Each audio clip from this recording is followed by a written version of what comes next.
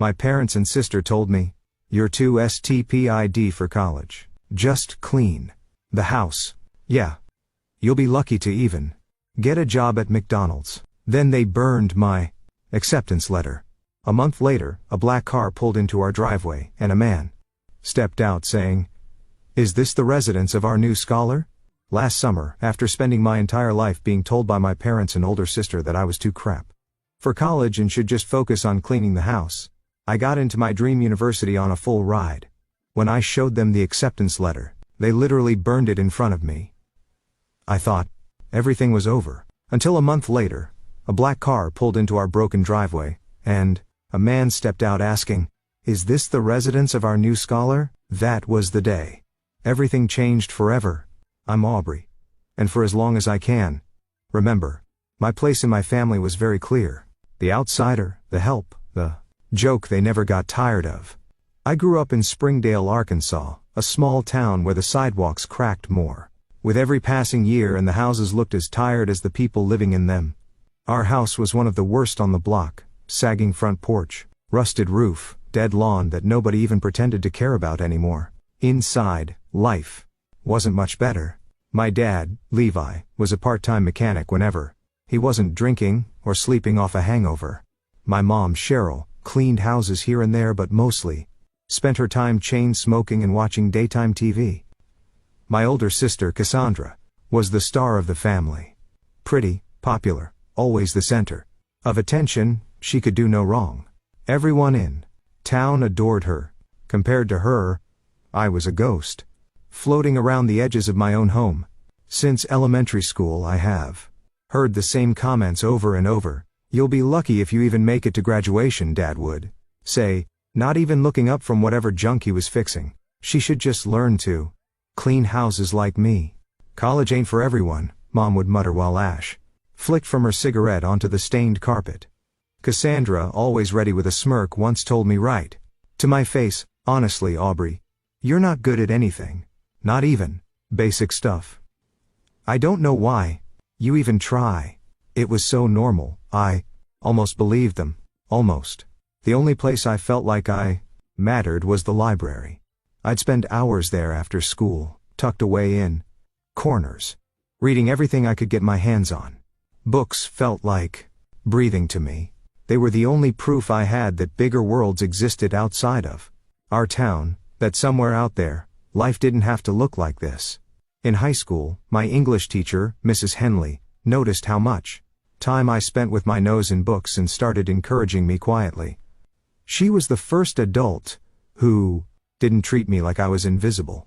I didn't have the heart to tell her that college wasn't even a word we said at home, unless it was the punchline of a joke. Still, with her help I started applying in secret, filling out forms after midnight, with the faint glow of a cheap lamp, writing essays on a hand-me-down laptop that crashed every 30 minutes, piecing together financial aid applications I barely understood. I didn't dare hope, but I couldn't stop trying. The day the acceptance letter from Washington University in St. Louis arrived, it felt like the sky opened up.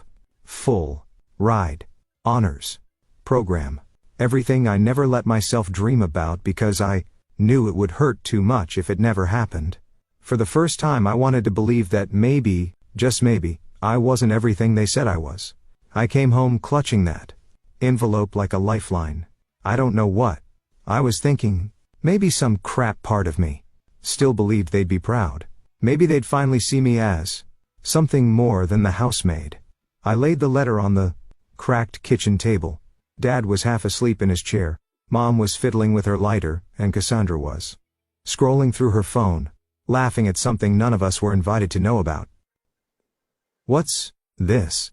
Dad asked without much interest. "My acceptance letter. I got into college. Full scholarship." For a moment, nobody said anything. Then Dad barked out a laugh. That made my stomach turn.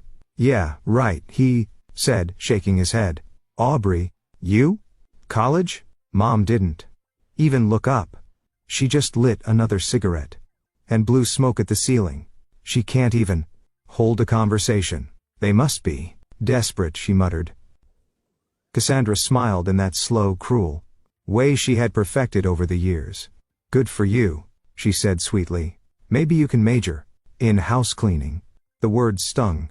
But the worst part came next. Before I could stop him, Dad snatched up the acceptance letter, held it over Mom's lighter, and watched as the edges curled and blackened. I lunged for it, but Cassandra shoved me back like I was nothing. I screamed. Actually, I screamed, but it didn't matter.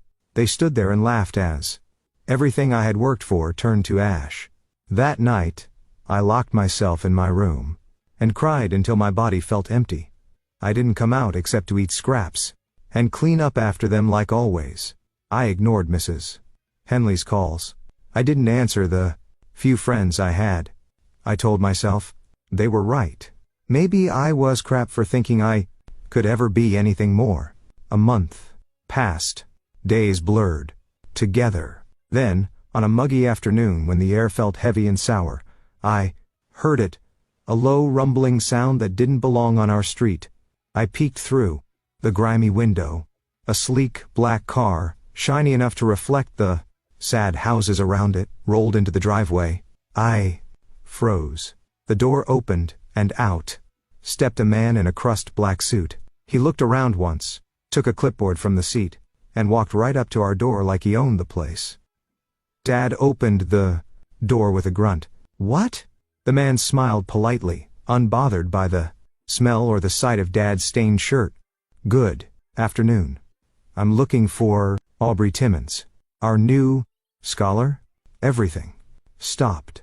Dad's face twisted like he'd just tasted something rotten. "You got the wrong house," he snapped. I stepped forward, heart pounding so hard I thought it might crack my ribs. "I'm Aubrey," I whispered. The man's whole demeanor softened when he saw me. "Miss Timmons," he said, beaming. "We've been trying to reach you. We're so thrilled to have you join Washington University. We've arranged everything. You need to get started. If you're ready, we can leave today." Dad spluttered, Mom scowled, and Cassandra actually stood up like she was going to say something. But the man, Mr. Carver, he introduced himself, didn't even glance at them. "You ain't taking her nowhere," Dad shouted, grabbing my arm. Mr. Carver calmly pulled out a folder and flipped to a page. "She's 18, legally an adult. Her decision." I didn't even have to think. I just nodded. "I'm ready." Dad let go of my arm, like he'd touched fire. Mom was already muttering under her breath about ungrateful children. Cassandra rolled her eyes and went back to her phone.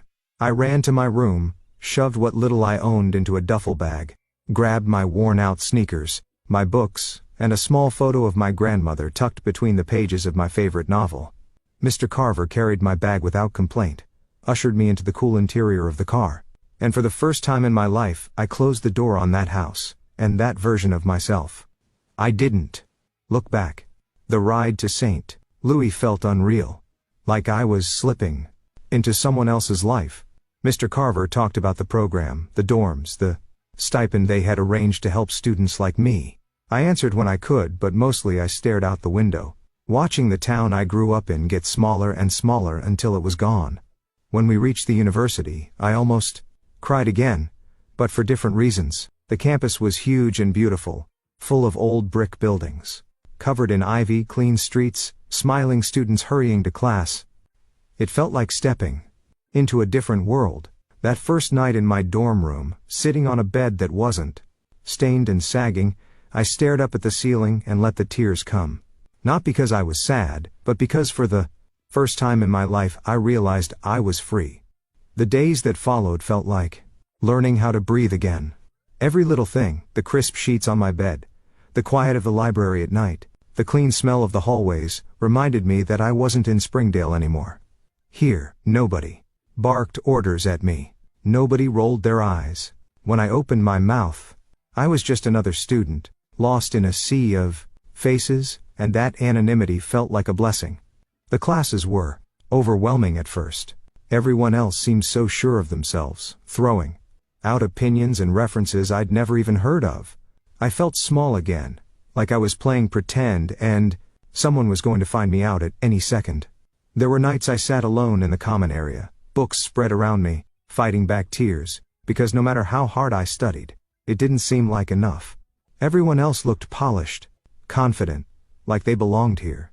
I couldn't shake the fear that maybe my parents were right, that maybe I wasn't smart enough, that I had just gotten lucky, and it would all crash down any day now.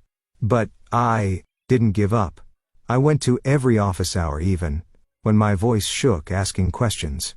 I volunteered for every extra assignment, every discussion group, even if I had to psych myself up for an hour beforehand. Little by little, it got easier. Not because I suddenly felt brilliant, but because I realized most people were just good at hiding their doubts. One day after class, my literature professor, Dr. Rosario, stopped me as I was gathering my things. "You've got a good mind, Aubrey," she said, her voice low and serious. "Don't let anyone, including yourself, convince you otherwise." That one sentence lit something inside me that I didn't even know was still alive. Around midterms, I got invited to a study group with some of the other students. I almost said no. The idea of sitting in a circle with people who seemed so much smarter than me made my stomach churn, but I forced myself to go. It was awkward at first. I stumbled over my words, second-guessed every thought I had. But nobody laughed. Nobody sneered. They actually listened. One of the guys, Simon, even nodded and said, "That's a good point," after I clumsily explained an idea about a novel we were studying. I walked back to my dorm that night, feeling lighter than I had in months. Meanwhile, the silence from home was deafening. No calls, no texts, not a single word. At first it hurt more than I wanted to admit.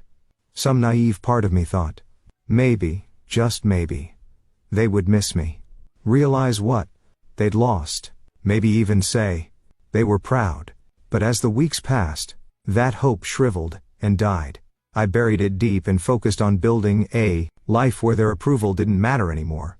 Winter break came around, and while most of the campus emptied out, I stayed. There was no point in going back. Besides, the university had a few programs for students who couldn't or didn't want to return home, and honestly, I'd never been happier. The quiet gave me time to read, to think, to start picturing a future that wasn't chained to a crumbling house in a dying town. Sometime in January, Mrs. Henley, my old high school teacher, sent me a card. It was simple. A picture of stacked books, and inside, a handwritten note that just said, "I always knew you could do it. Proud of you, Aubrey." I cried for a long time holding that card. The second semester went by in a blur. Papers, exams, study sessions. I pushed myself so hard some days I thought I'd collapse, but every time I thought about giving up I remembered the laughter in my parents' kitchen, the way Cassandra shoved me back when I tried to save my acceptance letter, the way they had looked at me like I was trash. No, I wasn't going to give them the satisfaction of being right. One afternoon in the spring, as I was packing up after a lecture, my phone buzzed with an unfamiliar number. I almost let it go to voicemail, but something in me, curiosity, maybe made me answer. It was Mom. The sound of her voice, crackling through the cheap connection, sent an old, familiar jolt through me, fear mixed with something darker, something heavier. "You think you're better than us now?" she said. No hello, no warmth, just accusation. I didn't say anything. "You owe us," she continued. "You wouldn't be where you are without us busting our asses." It was so absurd I almost laughed, but the lump in my throat kept it inside. "And Cassandra's got a baby now," Mom added, her tone turning sharp and needy. "We're struggling. You got all that scholarship money. You can help your family out." I realized then that she didn't call because she missed me.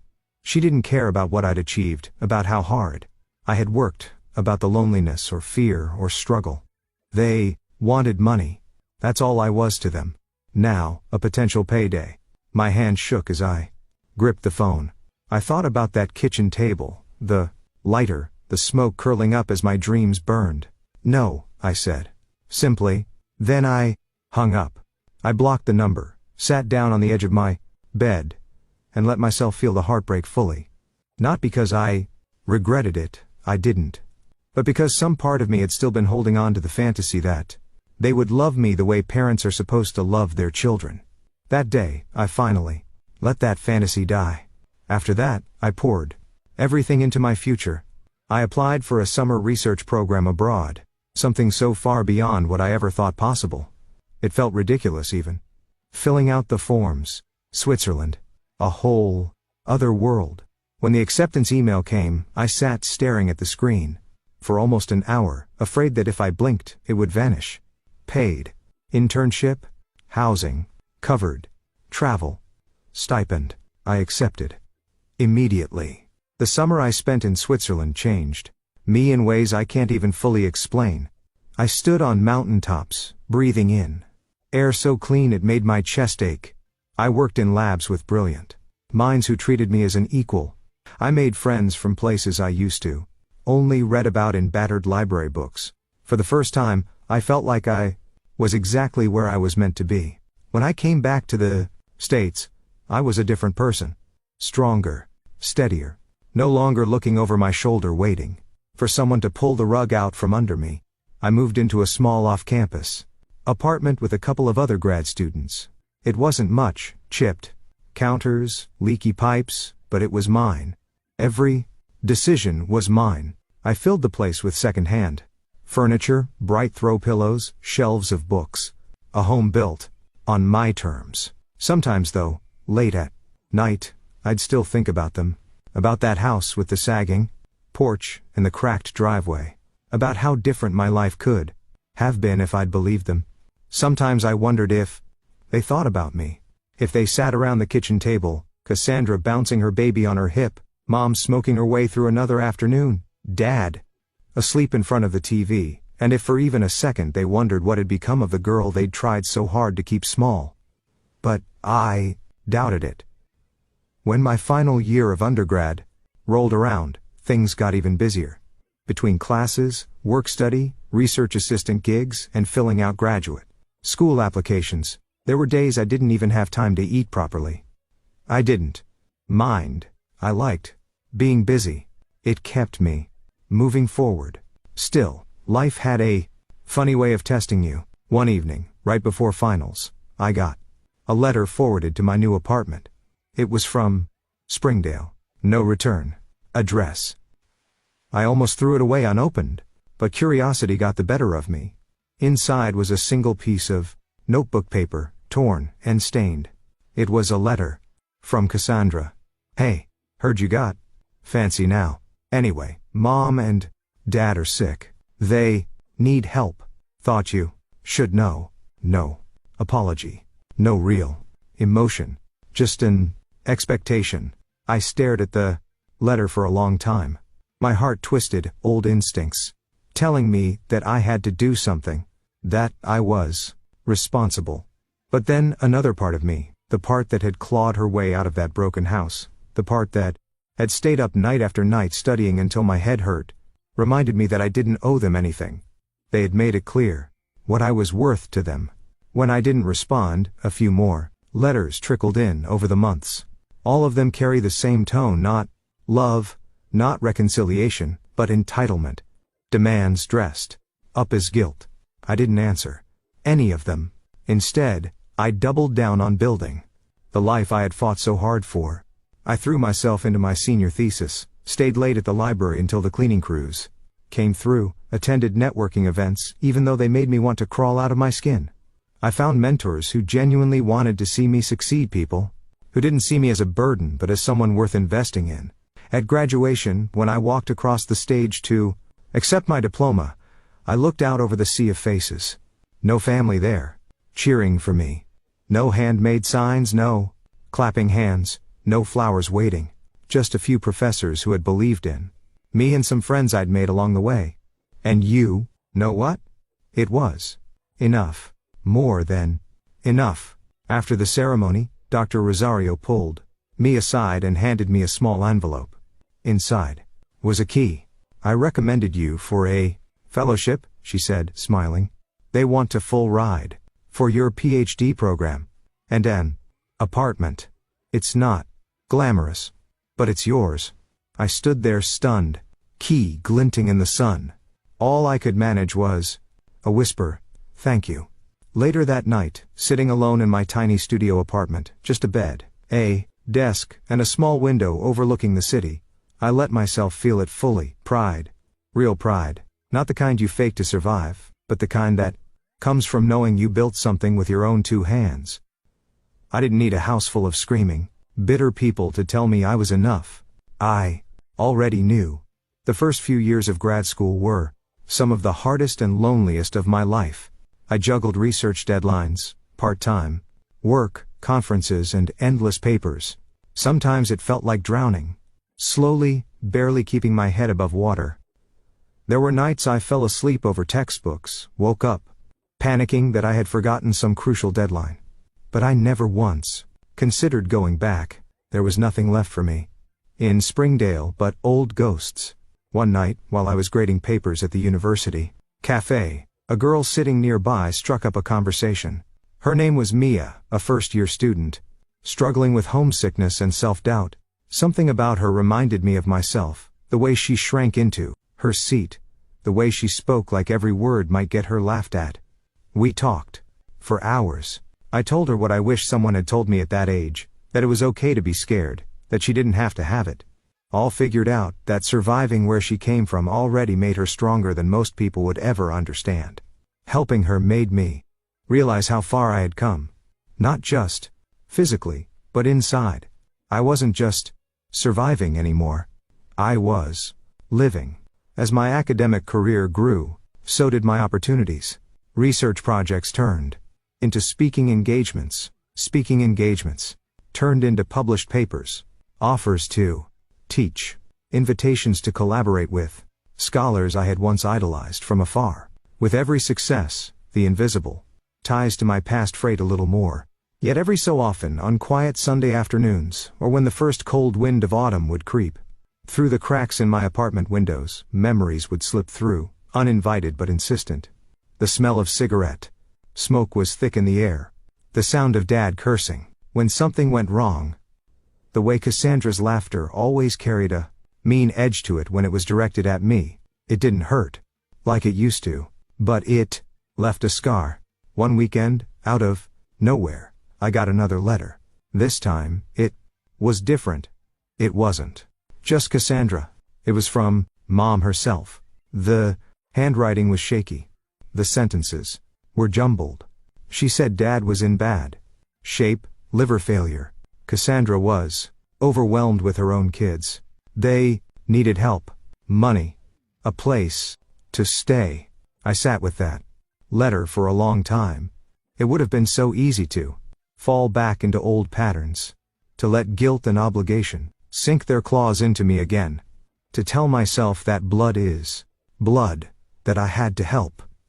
But I thought about the girl who had stood shaking in a dirty kitchen while the people who were supposed to love her the most set fire to her dreams.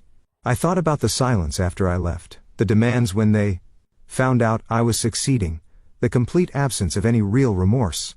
And I thought about the life I had built with no help from any of them. I folded the letter neatly and placed it in a drawer I rarely opened. Then I went back to my work. Life moved on faster than I thought it would.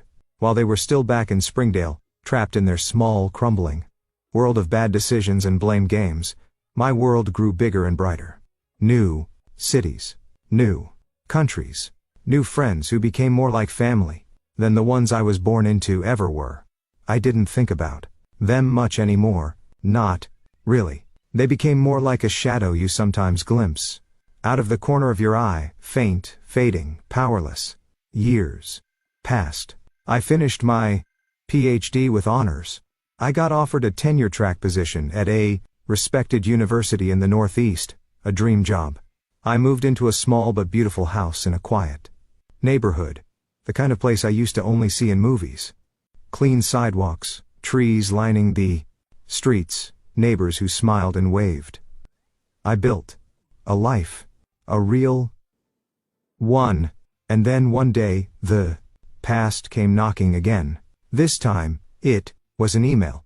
Cassandra had somehow found my university email address. It wasn't hard, I guess. My name was public now.